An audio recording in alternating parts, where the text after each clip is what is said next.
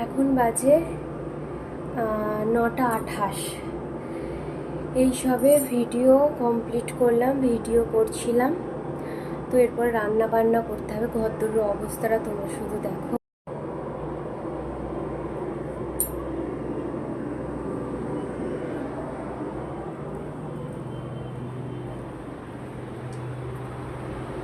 দেখো ঘরদোর পুরো অবস্থা খারাপ।